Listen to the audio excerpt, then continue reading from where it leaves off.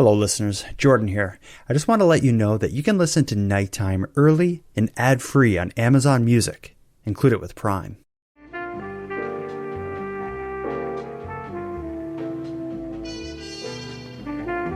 You are listening to Canadian Gothic, a series by the Nighttime Podcast.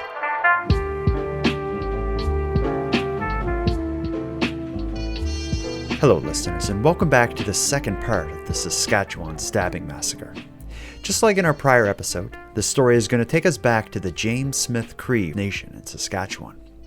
The conversation between Madelayne and I will pick up right where we left off in the last episode, on the early morning hours of September 4th, 2022, just minutes before the attacks would start. So let's get right into it. Tonight, in the second part of this series, Madelayne Klein and I will continue our attempts to make sense of the Saskatchewan stabbing massacre. The two brothers, Myles and James Sanderson, had gone to the First Nation to sell cocaine, and in the hours preceding the attacks, witnesses said James Sanderson alluded to something more. That he and Myles, quote, have a mission to do, and that, quote, people would hear all about it in the next few hours. Miss Madelayne Klein, I think we're right back in the groove. We took a week off. Now I think this is twice in 1 week that I've had you on my laptop screen. We're back into routine. Feels good. Normal. Life is normal again. Exactly. And there's nothing better than normal. I bet you there's some people who would argue that. I always say no news is good news. Speaking of no news, I'm sure you got some. What's been up? What are you doing? Trying to think. It's only been a few days. Yeah, this is putting a lot on you, a lot of pressure. Yeah. Let me ask you this: did you have any good coffee or tea or anything lately? I had a delicious spearmint tea on Mother's Day. Oh, that's nice. Did you go to any stores and have someone annoying in the line around you or anything? Have you had that kind of thing happen? Someone is like, "There's only 2 cashiers on today." What the? Well, actually, I was at the doctor today, and there was a kid in the waiting room, and I almost got my head taken off by a dinosaur toy. So. Ooh. Okay. That was okay. I knew we'd find something interesting. I was like, what is happening? I'm glad you survived. Well, we got a lot to talk about. I'd love to research and understand the dinosaur attack better, but sadly we have to just skip over that as an unsolved mystery. But we got a big story to get into. This, I think, is probably our most complicated, most involved story. We're needing to break it up over 2 episodes because there's simply so much going on here. We're discussing the Saskatchewan stabbing massacre. In our prior episode, we talked about the story leading right up to the beginning of the stabbing massacre. I know it's been 4 or 5 days since we last talked, but do you recall where we left off? We left off at the brothers, Myles and Damien, had split up briefly. Damien went to a bar and told a random woman that they were planning something big and she was going to hear about it. They met back up at one point. They carried on drinking, and they were seen at a gathering, drinking heavily, pumping each other up. And I think that's where we left off. Yeah, they had a stolen car, right? Stolen van, and they were seen pumping each other up I've seen it described as guzzling alcohol. So Oof. When you throw in context, all of this stuff together, it is not going good. This is the moment where police say the massacre begins. Now, in tonight's episode, we're going to go through the timeline as best we understand it. But I'll tell you, this happens fast. It's brutal assault and attack, one after another, oftentimes with mere minutes apart. The actual timeline and the organization of it is pretty hazy. What we're taking our timeline from largely comes from the RCMP's timeline that they just released, I think maybe 2 weeks ago. So I'm using that as the primary source, but I've also gone through articles upon articles, hearing firsthand witnesses describing their encounters with Myles and Damien. And I've done my best to kind of blend the RCMP timeline in with the independent kind of witnesses and people involved in the story. But it's not perfect, so it's a little chaotic. But what we need to remember is both of these men were not only drug and alcohol fueled, but hadn't slept in days. And a lot of the people that they attack that go on to tell their story are in bed when this starts. Like this starts at just after 5 a.m. So it's like, it's chaos. And when we go through the attacks, I was trying to number them and keep track of them that way, but even that doesn't work because there are just so many and they're blending from one to the other. This is quite literally, we're going to go through try to recount a timeline of a lunatic with a knife running in from house to house, stealing cars, swapping cars, backtracking for no apparent reason, and just leaving leaving a you know A trail of destruction. exactly, well said. And in like 45 minutes. Yeah, I think this all happened within an hour. yeah, well, it for the most part, but Well, then there's kind of yeah. one person who's a couple hours later. I think in total, all of the killing happens in about 3 hours, but the majority of it is in like the first like 45 minutes or something. So let's get into it here. So it was in the early morning hours, were on September 4th of 2022, where they were seen at that gathering, chugging alcohol, getting themselves pumped up. They leave that gathering in the stolen car. Where their first stop was is kind of debated, but it looks like it was at Damien's house. So again, Damien is the brother of Myles Sanderson. Damien is the one who actually lives in the James Smith Cree First Nation with his wife Sky and their children. As we heard in the prior episode, Myles is in town selling drugs and doing drugs and terrorizing people. Myles manages to get his brother Damien to come along on his exploits. Damien's wife Sky, a day or two earlier, had called police to report her car stolen. She hasn't spoke to Damien since then. At about 5:30 a.m., it seems one of the first stops on the rampage is Sky's house. Damien and Myles arrive, and the situation is quite horrific to imagine it. I think this moment was downplayed in the police press conference, but fortunately, Sky wasn't home. Their children were. Do you want to kind of recount a bit of what happens in this situation? Yeah. So Sky had gone out she had gone out that evening and then ended up staying at a friend's house, but she left her phone at home for her daughter to use in the event, anything happened. Their son wasn't home, and around 5:30 a.m., Myles kicks the door down, and when they go to Sky's room, they don't find Sky, but they find Damien's two daughters, and they're both like shocked. Damien said, "I didn't realize you guys were home." It said he kisses them on the head and tells them that this is probably the last time you're ever going to see me. And he doesn't harm them. He leaves. Nope. I'm sure he scares the hell out of them and probably freaks them out. I don't know what would have happened if Sky was home, what their plan was with her, but she did mention in her interviews she spoke to Global News, she did mention that at some point during the day that Damien left with Myles, Damien seemed to turn on her. She didn't elaborate on what that looked like, but I can imagine he wasn't going there to give her a kiss and a hug and say, "You're not going to see me again." Fortunately, no physical harm came to the children this night. Damien and Myles leave the girls behind. Well, and last episode, I said that, maybe Damien was a step behind Myles. Maybe he didn't know exactly what Myles was planning. But what he said to his daughters makes me think that maybe they were on the same page. Mm-hmm. And that becomes a question, is when we hear what happens, the question becomes how much of it was Damien in on? I think at this point, we hear that Damien was at a bar alone without Myles, the night prior, saying, "We're going to do something big. You're going to read about it on the news. I got a mission." He's now saying to his kids, "You're never going to see me again," or "This is probably going to be the last time you see me." It seems like he's in on it, but foreshadowing is a lot. But that changes very quickly. So it's just about 5:30 a.m. They go in Damien's house, sees the kids, says, "You're not going to see me again." 10 minutes later is officially their first attack with a victim. It's 10 minutes later, 5:40 a.m. A man named Martin Moustus says the brothers showed up at his door, again at about 5:40 a.m. It's Myles who kicks the door open, and he immediately goes at Martin, punching him. He grabs a pair of scissors and holds them to Martin's neck, threatening to kill him over a $50 drug debt.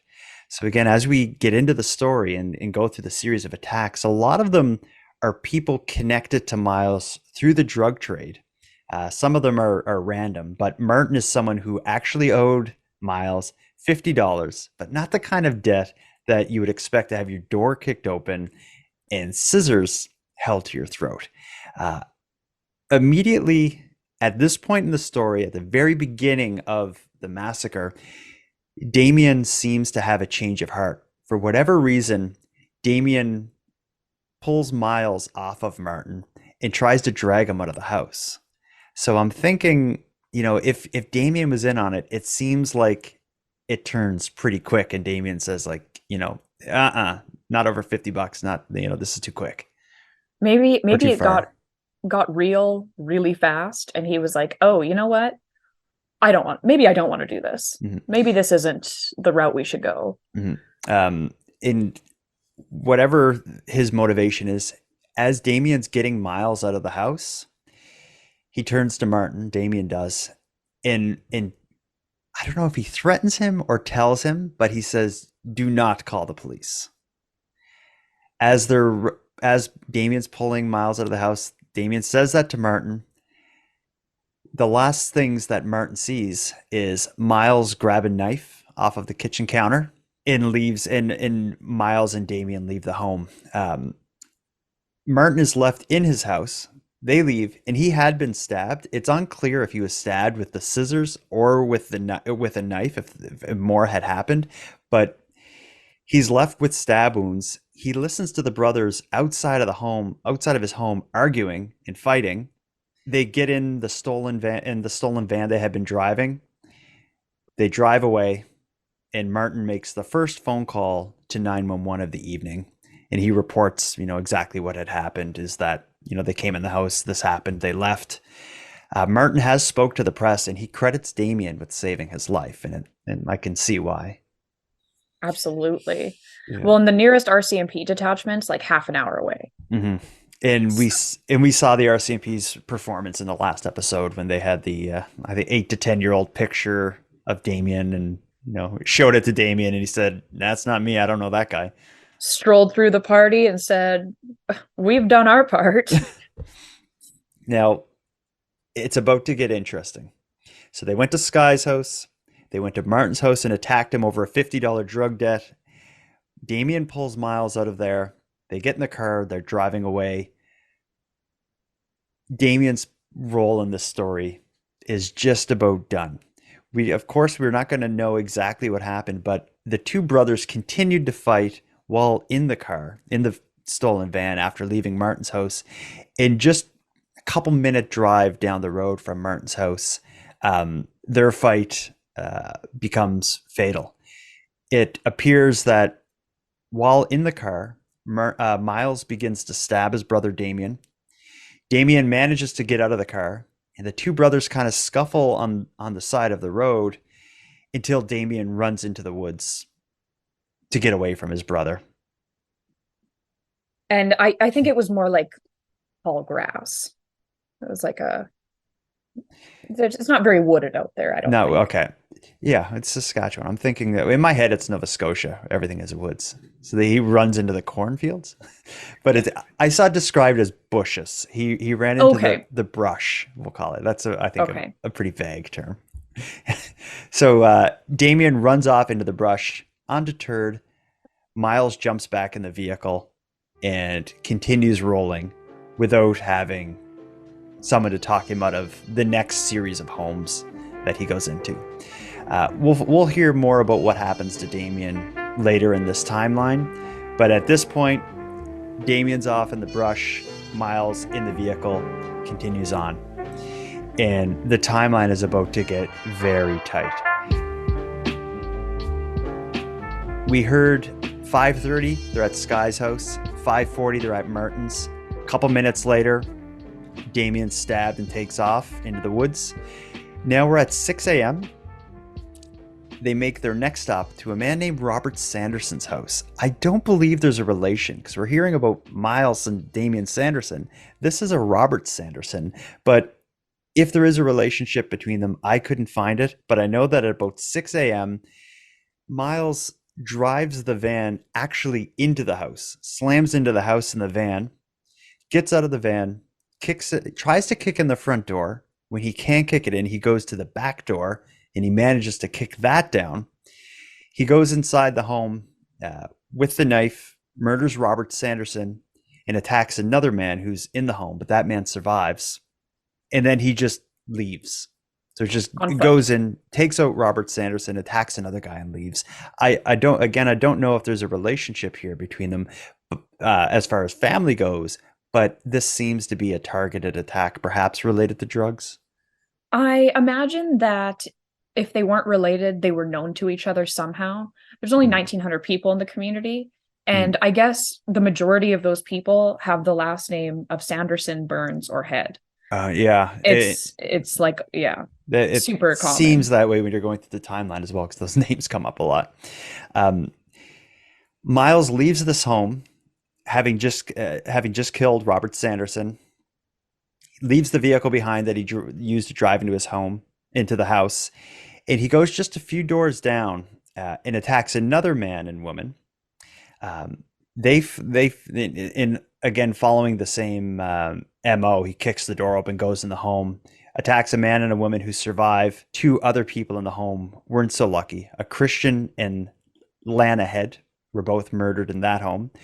Christian Head is Sky's dad. So he went and murdered his sister-in-law's father and mother, excuse me, maybe stepmother. But in the police press conference, they didn't even differentiate time between the Sanderson attack and this one. It just seems like, that the attack just goes from one home to the next. 3 people dead and 3 people severely injured in his wake within a matter of like minutes. But what Myles does get in this home is he steals now a F-350, like a truck. So he's now back in a vehicle. From there, he goes again, just minutes later, to the next spot, which is a place that's Edward Burns Avenue. But this is a little bit different. What Myles does is he parks the stolen truck in behind their house, perhaps as a way to maybe conceal it. Again, kicks the back door down. He attacks a man and a woman in the home, assumedly trying to kill them. They manage to get away, but in a weird twist, they get away and take his keys. So they get the F-350 keys from him and get out of there injured. But that again leaves Myles without a vehicle. That's thinking on your feet. Yeah, good for them. Good on them. The reason they said the reason they took the keys for the stolen truck was they knew he would come after them, chase them, and they thought they'd have a better chance if he didn't have a vehicle. And yeah, probably true. They were probably right. Yeah. Mm-hmm. As far as the police timeline goes, they're still not differentiating a time between these 3 attacks, nor the next one. Moments later, you may recall in our prior episode, we talked about the person a friend named Greg Burns. They called Greg Burns and got him to come to the home and attack him.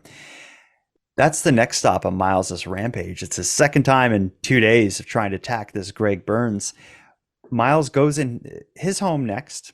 He doesn't kick the door down. He sneaks in a window.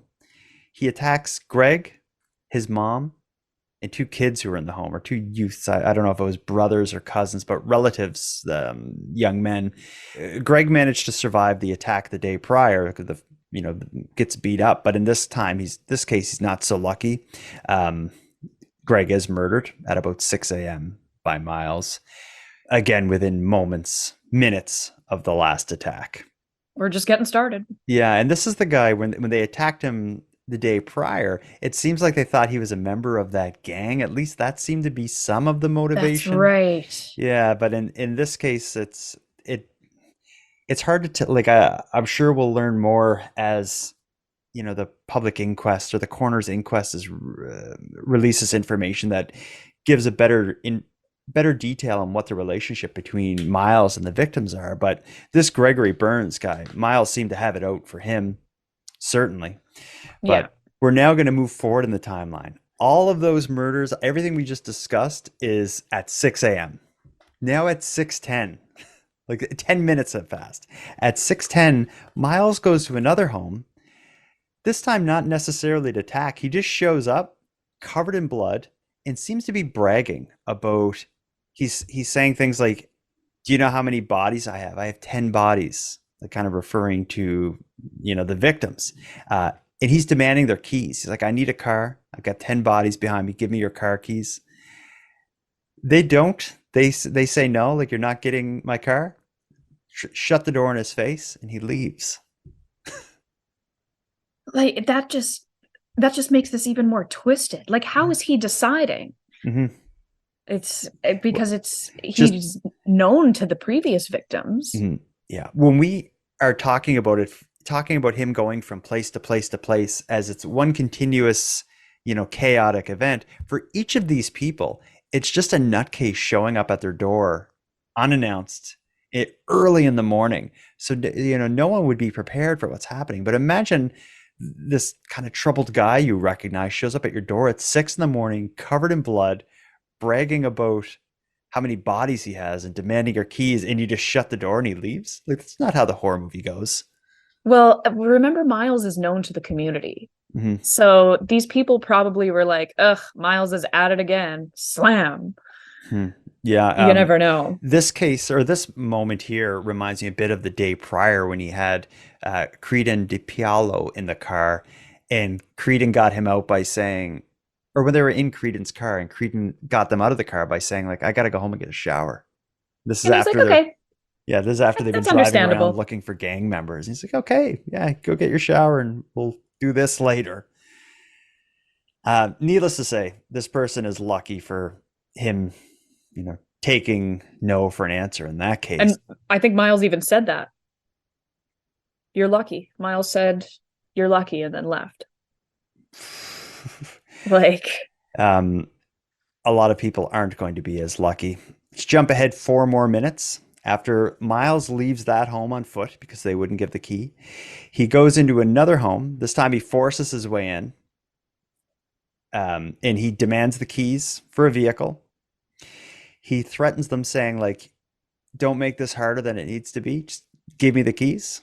And probably wisely so, they pass him the keys for a 2011 GMC Terrain. So he's already, this is his third vehicle in a matter of like 14 minutes. and this isn't a big place. So No, when I look at it on a map, he's just going like kind of street to street, but swapping the vehicles as he goes, in such like a rapid fire. Again, we're 14 minutes in. He's on his third stolen vehicle that he's driving, with already a trail of blood behind him. And it doesn't take much time to get to the next story. So we just went from 6:14, we're into 6:19 a.m. now. 5 minutes later, Myles forces his way into Earl Burns' home. He attacks Earl with the intent to murder him. He injures Earl, but doesn't kill him. There's another woman in the home who survives. Somehow during the tussle between Earl and Myles ends up leaving and getting in his car, the stolen Terrain, and Earl, who's a bus driver, gets in a school bus and is chasing Myles. And Earl would have been his like almost father-in-law. That was Vanessa's dad. Yes, another person he had made threats against in the past. So major issues with him. So Myles's girlfriend is Vanessa. He had in the past threatened to kill his girlfriend, but he had also threatened, and I believe attempted to kill her father, Earl. For years, Vanessa Burns had suffered. The father of her children, controlling, paranoid, and vicious, she says. On September 4th, Myles Sanderson went on a stabbing spree, injuring 18 people and killing 11. Among the injured, Vanessa's mother, Joyce. Myles stabbed her and twisted the knife. Among the dead, Vanessa's father, Earl. My dad wasn't going to go get help or anything. He chased Myles. He wasn't scared of Myles. Vanessa says Earl hated Myles because of how he treated her. He tries again, doesn't succeed at first. Earl gets in the school bus and chases after Myles. A weird twist in this is Myles manages to evade Earl in the school bus, but when police arrive on scene, they find the school bus in a ditch and Earl's dead in the driver's seat, it seems. The only reasonable thing I can think of, or the only explanation I can think of, is that he was probably injured from the fight in his house and just, lost consciousness while chasing Myles in the school bus, probably knowing damn well that Myles is on a rampage. He knew how dangerous Myles was, so his adrenaline kicked in, and regardless of life-threatening injuries, he was like, I gotta try and stop this maniac. 10 minutes pass. We're at 6:29 a.m. Myles now goes into Thomas Burns' home. He's 23. Thomas is there with his mother and two other men. And of course, the attacks continue. But this gets a little bit different as well. In the last case, Earl Burns chased him with the school bus. In this case, Thomas Burns chases Myles out of the home, but Myles gets in his vehicle and runs down Thomas. So, yeah, he runs him down with a vehicle. But then he ditches the vehicle. Because again, when I say this massacre and this period of time is just chaotic, it is, and it's very hazy. When you listen to the police press conference, I went through it twice, and the press conference, they attempted to lay out a clear timeline, but families of the victims and community members weren't happy with the way the RCMP handled this because it's very vague and unclear, and there's a ton of contradictions in it. So a lot of people still don't know exactly what happened. Again, what we're recounting, some parts of it don't really make sense, but at this point, this is the official story. So Myles leaves on foot after killing Thomas and his mother, goes to the next house, and this time it's another braggadocious sort of thing. Doesn't kick the door, and he knocks on the door. They open the door and they let him inside. Whoever this person is, their name wasn't released by the police, but it's someone who seems to know Myles. They allow him in the home, despite him being covered in blood. Again, he's bragging about the amount of bodies. So he's proud of what he's doing, and he's not making a secret about, what I'm up to. Well, after being allowed in the home, in having this little conversation, the mood seems to change, and he then begins to attack the people in the home, although they survive. They must have gotten the upper hand in some way, and he ends up leaving on foot.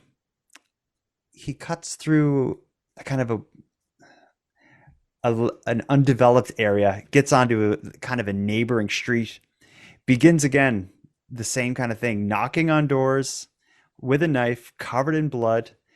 The next home he goes to, he even says when they open the door, he says, as soon as they answer, he says, I want to know how many bodies I got tonight. That leads to the owner of the home trying to shut the door and get Myles out of there. Myles manages to get in just enough to attack the man, although the man lives, and Myles leaves on foot again. So he's just, I guess it's chaotic, but what he's doing is just going from house to house, like a complete nut, attacking people. And it's just, if you're unfortunate enough to allow him in or to get close to him, you're in for the fight of your life against a madman with a knife. Well, then these people he's probably familiar with or known to, and they know he's Myles, he's crazy, but I don't think they ever expected him to pull something like this. And he's a big guy too. I saw quite a few photos of him when I think if this guy is grabbing at you, trying to stab you, you would need to be, be able to handle yourself to fend him off. He's a big guy who certainly has at least at this point in his life, has no respect for human life. He is just tearing people apart. He's without a car, but momentarily he will get one. He goes to another home, after this guy that I just talked about, after that guy got the door shut, Myles goes to another house, same old thing, demanding keys, attacking a woman, and he leaves again in a stolen vehicle at this point. We're at 6:53 a.m. now. An hour hasn't even passed, and it seems like he's been to every house in the community and stabbed half the people there at this point. According to the police timeline, at 6:53, he goes back to the home where he killed Greg Burns. And this is brutal. Greg Burns is in the front of the house and dead. But here's where it gets crazy is Greg Burns's mother is outside trying to, help her dying son, because only, 20 minutes has passed or 15 minutes has passed. I don't understand this, but it seems that Greg's mom, Bonnie, I don't know if she called the police. Who she called is someone named Lydia Burns, who is like a kind of like seen I as believe she was a counselor. yeah, Wasn't she's she seen as like kind of like a social worker type in the community. Yeah. And she helped. She had a relationship with Damien. I think she helped him get over like kind of addiction issues he had. So Greg's mom, Bonnie, calls Lydia, who rushes over to help. So when Myles comes back to that house, he backtracks, goes back to Greg's house. Greg is dead on the ground, and his mother and Lydia Burns are standing over him. And Myles kills both of them in their front yard. This is all horrific, but this specific murder just like made me so sad. Just because he went back, like, and yeah, wrong place, wrong time. These women were just trying to help, and the fact that he would return to the scene of one of the crimes and then commit more murder, it's just like, oh my God. Yeah. And you had talked about how the nearest like police station's quite a ways away. We're only an hour in. I don't believe police are on his trail at this point, despite, I don't know how you track him. Like you'd have 4 different people telling you 4 different vehicles he's driving in, and, just a trail of bodies. So it's going to take some time for them to get on his trail, but he's still not necessarily done yet. At about 7 a.m., he drives to a home in another community called Kinestino. I don't know if that means anything to you. And he goes to a home of someone known to him, demanding money and gas. It seems like the stolen vehicle, the most recent one, which is a Dodge Caravan, it didn't have gas. So he's trying to get money to buy gas. The woman didn't give him either, and he leaves without injuring her. So I don't know what the connection is between him and her, how they're known to each other, but I feel like she's pretty lucky as well. Absolutely. Now, the last stop in his murder spree is at 7:10 a.m. So just an hour after after the actual killing started. He's in a community called Weldon, which is a little bit away. Looks like it's about a 15-minute drive from where the majority of the killing started. He goes to the home of someone who has no connection to him. An old man named Wesley Peterson is sitting on his front step at 7:10 in the morning. Myles shows up there and murders him, then goes into his home, probably looking for money or something. We don't really know because we don't know what Myles is doing there. Someone else was in the house and they heard Myles walking around, but they just assumed it was Wesley. It wasn't until, a little while later, the other person in the home sees Wesley dead on the front step, having been stabbed to death. I read, and I don't know how true this is, but I read that that other person in the home was Wesley's grandson. And he hid in the basement. So that leads me to believe that maybe this grandson had prior connections with Myles. I wonder. I have no idea how true that is, but Yeah. I read that somewhere. Well, much like any story where little information is available and little information is being shared publicly, so many of the moments kind of get a life of their own online. And when you read about this, if you read about this killing spree, if you read articles or anything written before the most recent press conference where the police gave the timeline, it's all contradictory to what the police share.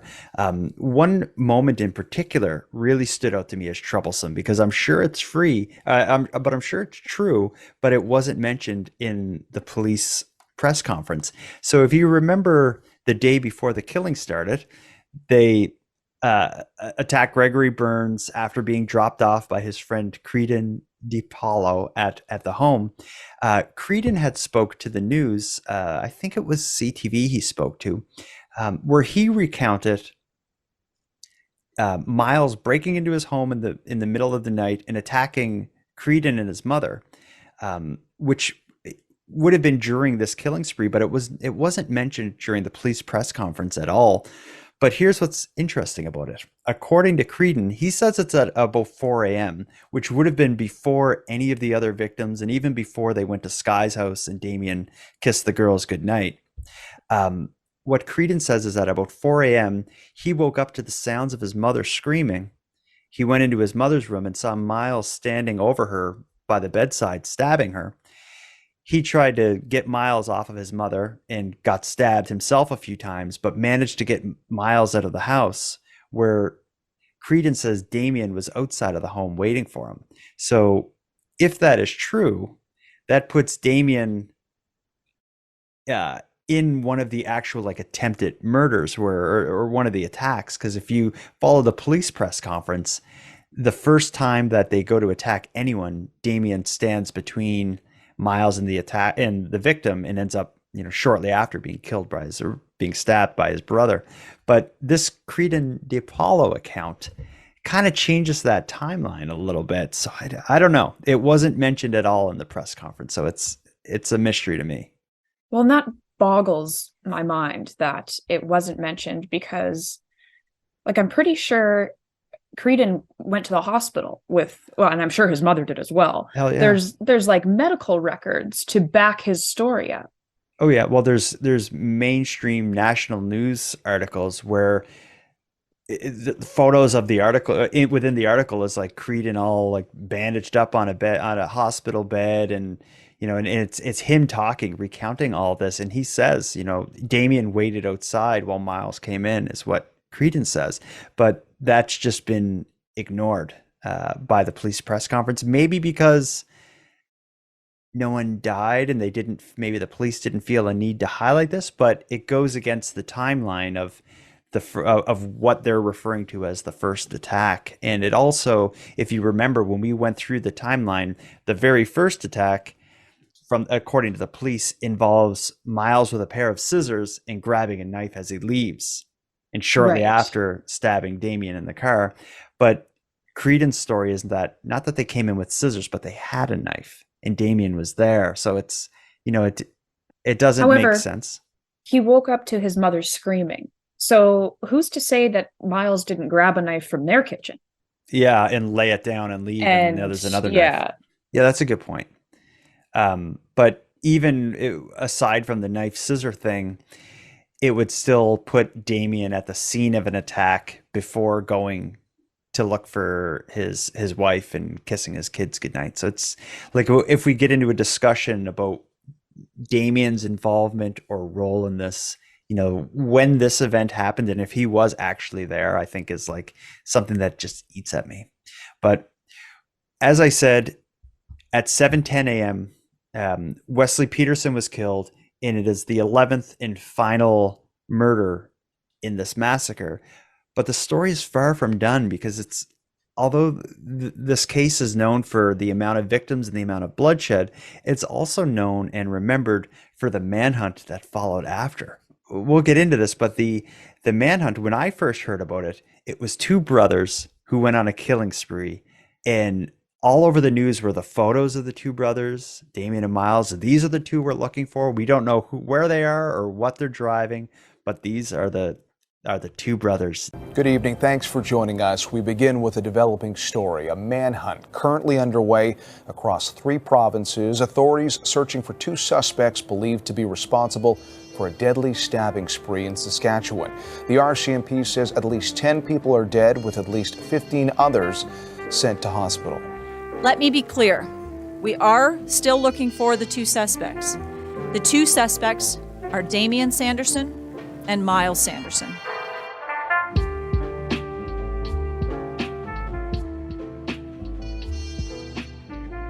Before we progress the story, do you remember first hearing about this and the search for them?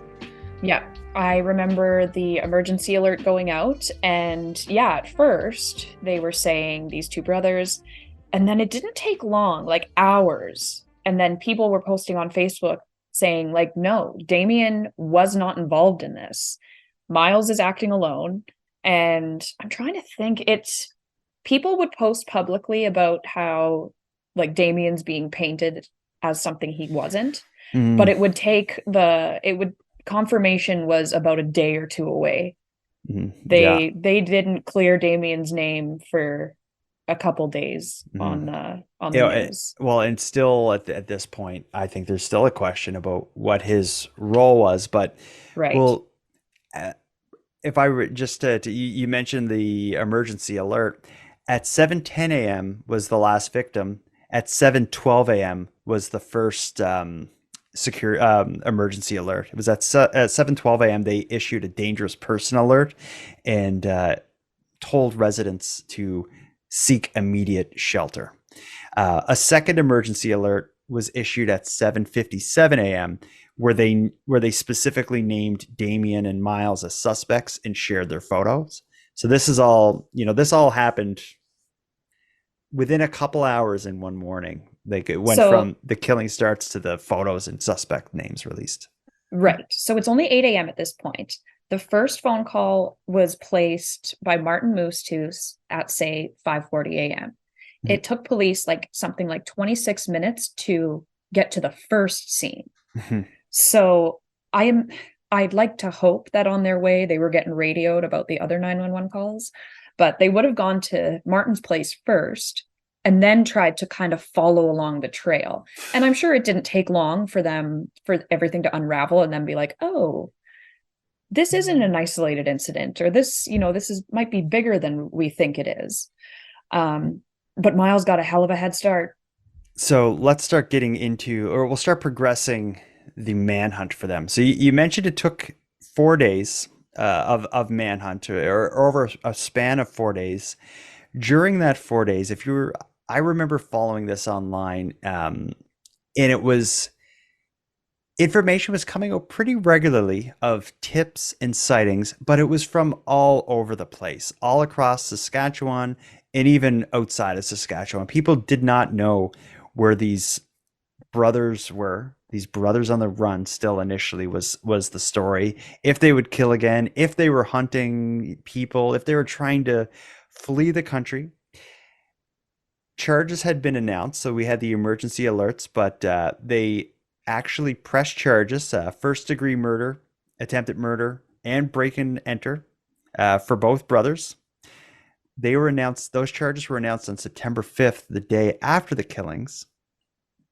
But something else happened only hours after they announced the charges against the two brothers.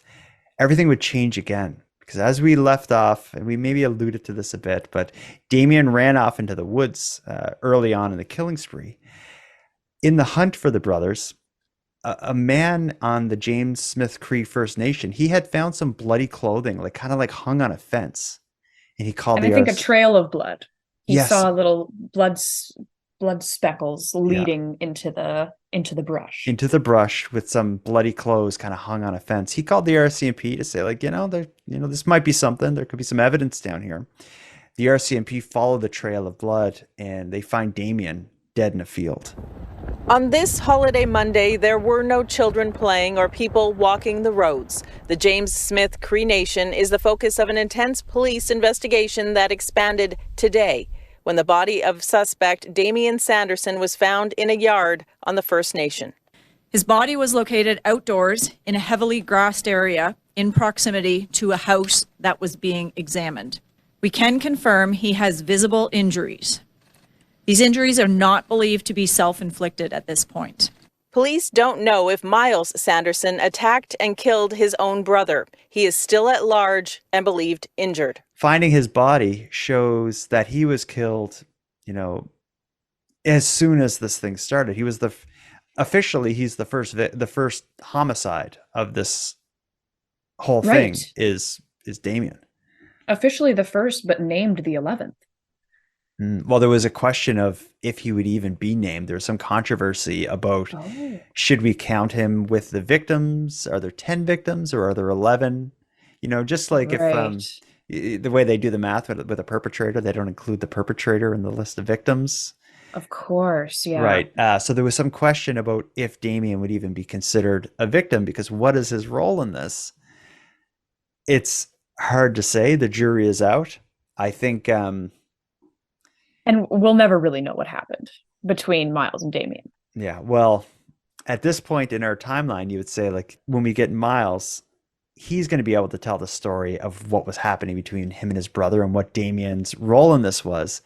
But after 3 or 4 days of searching for Myles, we get the next crazy, insane twist in this. It's 4 days of searching. It happens early afternoon. On Wednesday, September 7th, Myles does a series of odd things. He approaches a home on an anchorage in the Crystal Springs area. I've never heard of this area. Do you know Crystal Springs? I know it's up north, but I couldn't tell you how to get there. Okay. At this point, it's big news that they're searching for Myles. A woman hears pounding on her door. She looks outside and she recognizes him right away as the guy. She doesn't answer the door because this guy killed a bunch of people and everyone on the news is looking for him across the province. She doesn't answer the door, but he breaks a window, unlocks the door, makes his way in, much like he has 1,000 times before. He's demanding a vehicle, and she, not wanting to die for her vehicle, gives him keys for a 2008 Chevy Avalanche. He also takes her phone. So now he's back on the road again, different car with a phone. She calls the police to let the police know what happened, what he's driving, what direction he went. Another emergency alert is sent out at 2:49, telling people what he's driving, and warning people to not try to capture him or anything like that. He's armed with a knife. 3:17 p.m. A Mountie in an unmarked car spots the suspect vehicle. It's on a highway headed toward Rosthern. Is this another rural town that you've never heard of? I've never heard of that one. Okay. The police chase begins here. He's driving the vehicle. They're on him. I believe they do the pit maneuver. That's where the cop car hits the back and it spins out like you see on television.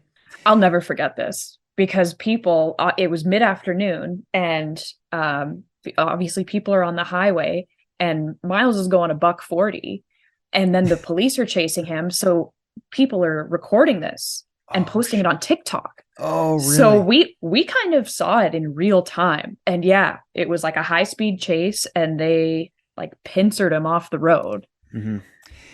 Myles in that vehicle go down in the ditch. Several cops are already on scene. They arrest him. The afternoon, another emergency alert, and this would be the last. The RCMP says a person with a knife was spotted in Waka, about 90 kilometers northeast of Saskatchewan. Dozens of police vehicles rushed to find him. At 3:30 local time, after more than 3 days on the run, Sanderson is arrested near Rosthern, just an hour and a half away from James Smith Cree Nation. He dies in police custody. Sanderson's capture ends days of fear for a community plunged into mourning. And now all the conspiracy theorists are like licking their lips and like doing this with their hands. Keep in mind, Myles had been selling drugs. He has access to drugs. He probably had some drugs in his pocket. The police arrest him. Within minutes, he goes into distress. They refer to it as a medical distress. He's rushed to the hospital where he's pronounced dead. It's like as soon as he arrives. It's like minutes after the cops get him, he dies. And they've never said what the cause of death is. And whenever someone dies in police custody, there's like a separate investigation that happens.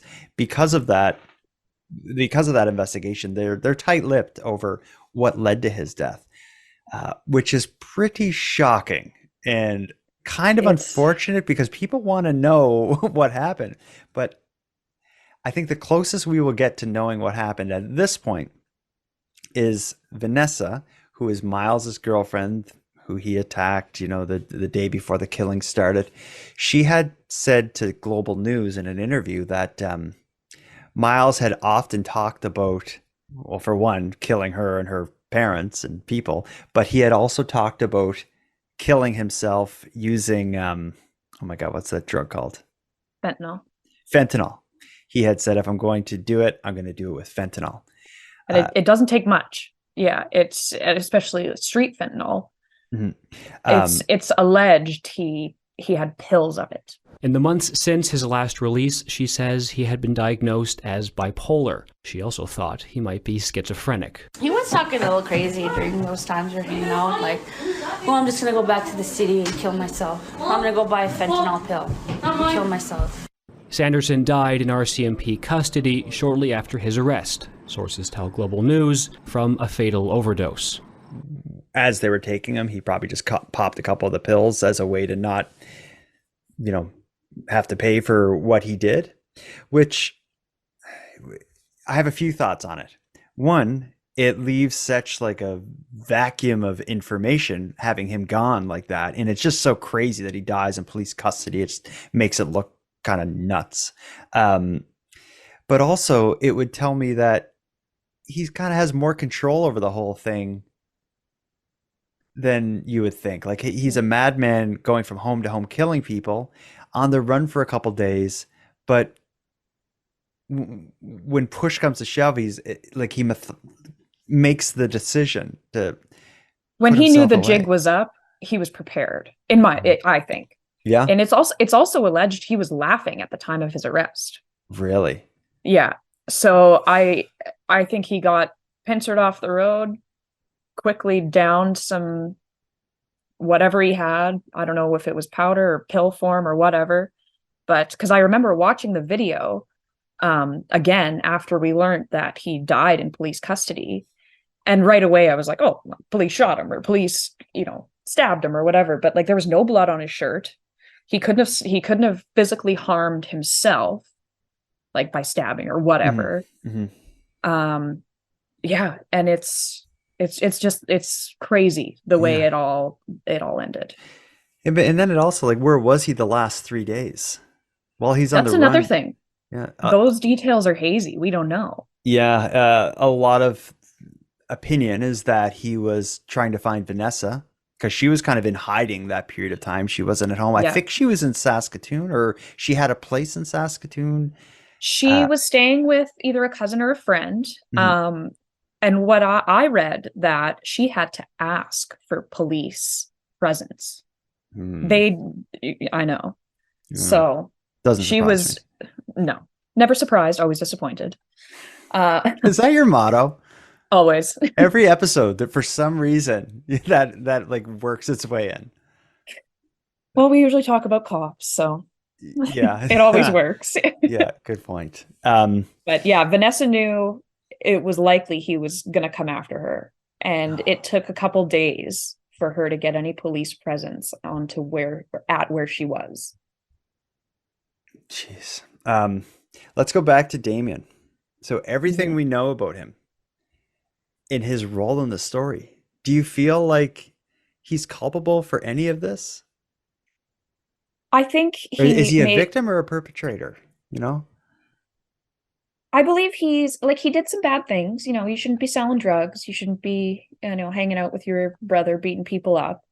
And you shouldn't be conspiring with your brother. I think they planned this together, but when it came to it and Damien really saw like, oh, this is not really what I had in mind, or maybe I made the wrong choice. Mm-hmm.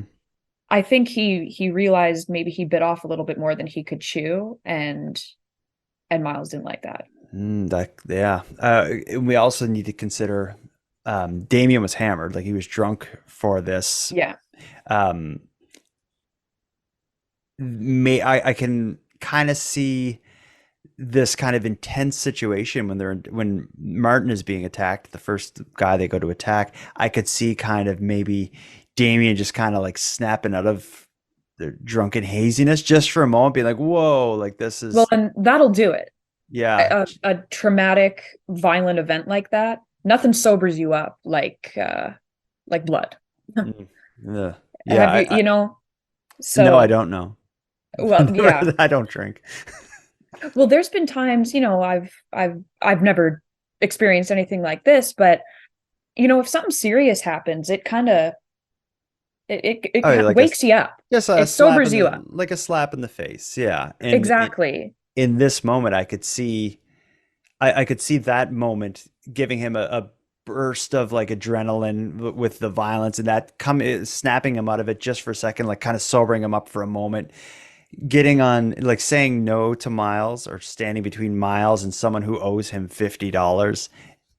I could see that turning bad. We also heard the day before when Damien stopped Myles from attacking Vanessa, that also led to a big outburst from Myles, like, "You're always like this. You think you're better than me." Like I could Yeah. see just another thing like that happening, and Well, and when he's alone with his brother, it'd be pretty easy to be influenced by him and um, feed off each other's energy. But as soon as you get somebody else in the situation, especially a member of the community, he was probably like, "Oh, maybe Myles isn't right." Mhm. You know? Yeah, but then with as far as Damien's role, the thing I always go back to is like him in the bar without his brother, still like having this thought like, "I'm on a mission. We're gonna do something really big." Then meets up with his brother. He's still in for it. Like it seems to me that up until the violence beginning, Damien's in for it. But yeah, it's like It's just unfortunate we'll never know. I know, They're and both it's that they're the only ones that can tell us what actually happened. And what if Myles was like, "Yeah, we're gonna go rob a bank." yeah, and his brother's like, Damien's like, "We're gonna do something big." Yeah, who we No don't victim know. crime, fine. Yeah, I But think the info from the press conference is a lot. Is the most we're going to get now. When the next step in understanding this story is going to be an actual coroner's inquest, which could be years away. But that's when we're going to learn a lot more, as well as we're going to hear like whenever someone dies or is hurt in police custody or during a police interaction or a gun is fired, there's an actual like incident report that will happen. So we'll learn more about the takedown of Myles Sanderson and what led to his death when that happens. But a lot of this stuff, like there's still a lot more of this story to come out. It'll be interesting to see, but I think for me, what makes this a case that's so shocking and like unimaginable is just that not with like an automatic weapon or something like that, just with a knife. This guy, with a knife in an hour, he managed to kill 11 people and injure 18 more. And it seems like it's only luck that in and good fortune that he decided to leave the James Smith Cree First Nation, because he was going from house to house killing people. It was him who decided to leave. It was a while before police were there and stationed and able to like actually do something. Like this could have been even absolutely. worse. Well, But and think about how many kids were witness to that, mhm, or how many kids he injured in the process. mhm. Well, think Or how many kids still live in that community with a missing loved one or a neighbor, or it's if this happened in New York City or like downtown Toronto, 11 people, like, yeah, it's a big deal, but it's I don't know any of them. they probably weren't connected. Yeah, when you're in this small little community in rural Saskatchewan where there's everybody has the same last name almost. It's such a small Yeah, little place. 11 people dead and 18 injured. It's y- it's to say unfathomable. everyone is connected to it and has suffered some sort of loss is just an understatement. It's like he murdered like that community, and they're just there left to pick up the pieces, and it's like it's shocking and Well, and heartbreaking. Like, think about Sky. She lost her husband and her dad. Yeah. And then probably multiple friends or acquaintances, whatever. Yeah. But And like, community members, and I couldn't imagine. Or think of Vanessa. She lost her on again, off again partner, but he also killed her father. Mm-hmm. And she probably feels immense amount of not only survivor's guilt, but like it was her, boyfriend or whatever, I couldn't imagine and what she was the survivors are going through. Yeah, and she was there too. Well, not there for the killing, but she was there with him the day before. I know you don't know the story of Portapique and the Nova Scotia mass casualty, like in depth. You don't know the story well, but the similarities between these two cases are wild. One big difference, of course, is in Nova Scotia and Portapique, the person who did it, his name's Gabriel Wortman. He had firearms, where Myles Sanderson had a knife, of course. But in Portapique, in Nova Scotia, it also begins with, or it's said to begin with, domestic violence. Gabriel Wortman, the killer in Nova Scotia, the first thing that sets it off is an attack of his common law partner. Myles, also one of the first things that set it off was that. And just this like going from home to home and surprising people, and killing them and attacking them is what happened in Nova Scotia. The police handling of it has a lot of similarities. The RCMP's inability to really control in rural communities is a big question that comes up in both of these stories. It's heartbreaking, and it's scary, that this stuff can happen. Exactly. It's heartbreaking and terrifying. As for the domestic violence, like there's pictures of not Sky, Vanessa after the beating, outside of after Damien's Myles. house. Yeah. It looks like she's wearing purple eyeshadow. Yeah, I saw like, that. It's just horrifying. Yeah. And that wasn't an isolated incident. She had been abused by him for 15 years. Yeah, exactly. Like it goes so deep, and it's not as easy as just, well, why didn't she leave? It's a whole different problem, and it's so sad. This case, despite at the time, especially during the manhunt, being high profile, I dare say, like, you don't hear much about it since then. Even like the police press conference put a little bump in news coverage, at least across Canada, but here in Nova Scotia, we're on the other side of the country from Saskatchewan, but you got to look for stories about this, despite how horrific it is, and how it should be a bigger deal. But I'm sure it's a different scene for you. Maybe you can't relate to that. Well, it was obviously massive news right when it happened, but it for being Saskatchewan for sure, but isn't it Canada's like biggest, most fatal stabbing massacre? You'd think it'd be talked about a little bit more. Yeah, it must be. It's gotta be.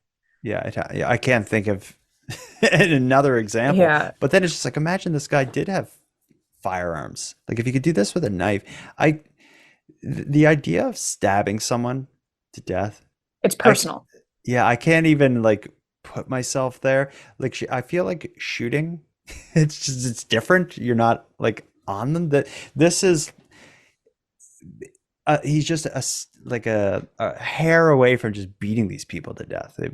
It's like from house to house. It's horrible. But I think more will come out with the coroner's inquest. I imagine we'll be doing another episode to kind of fill in blanks, because there's a hell of a lot of them. And is that something they have to make public? I believe, because yeah. I don't trust none of them bitches.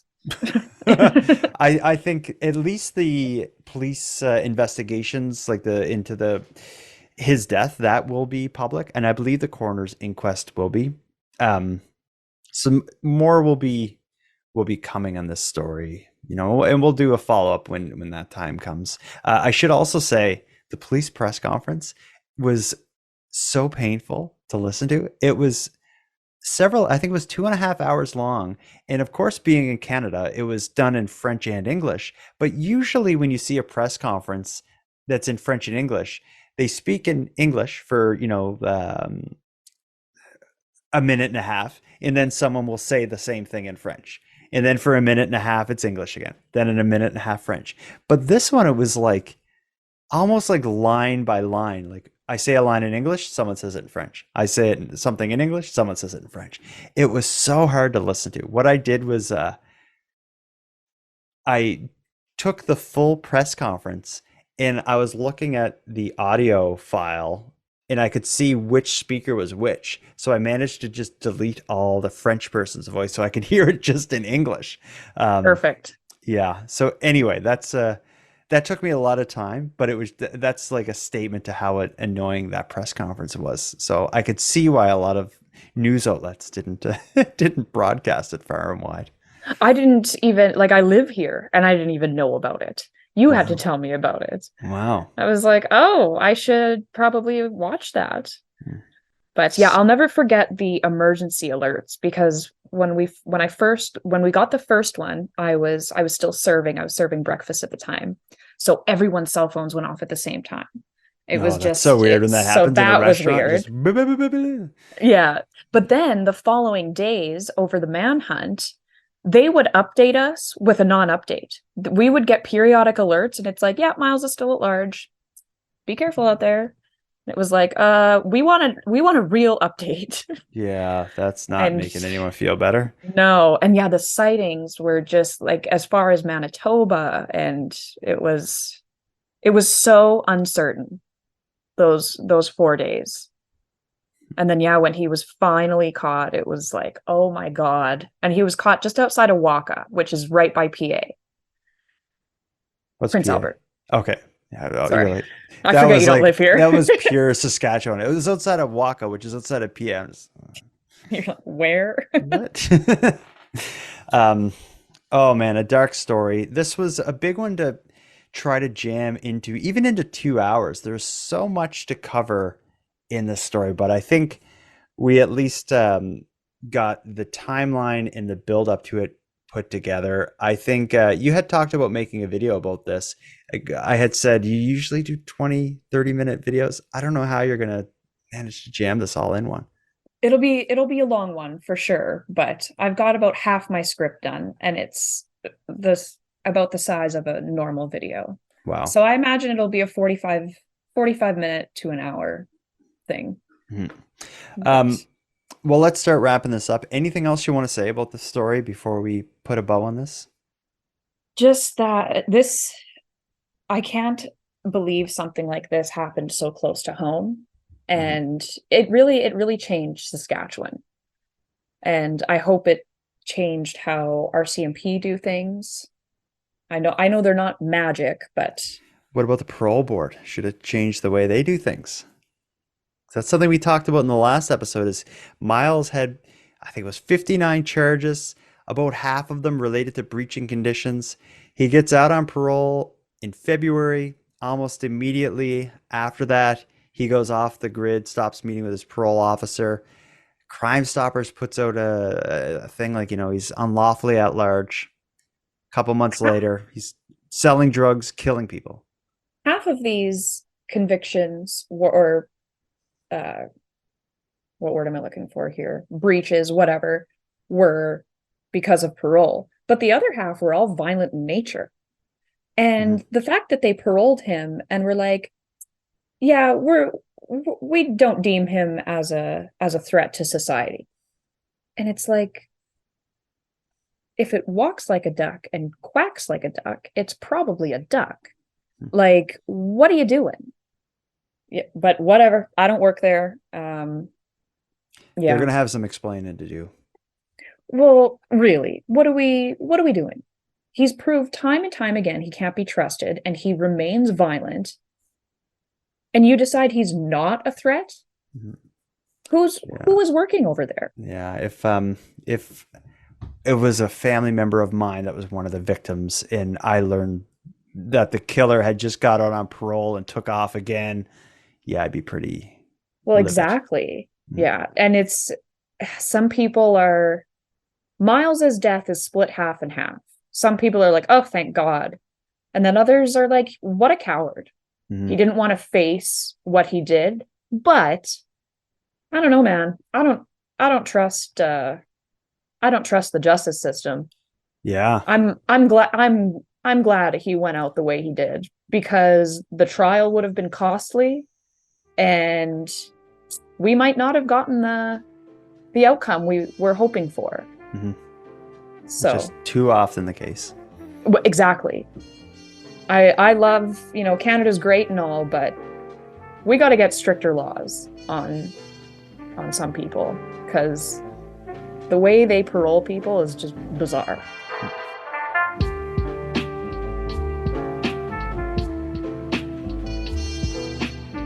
I want to thank you for joining Madelayne and I for this episode of Nighttime.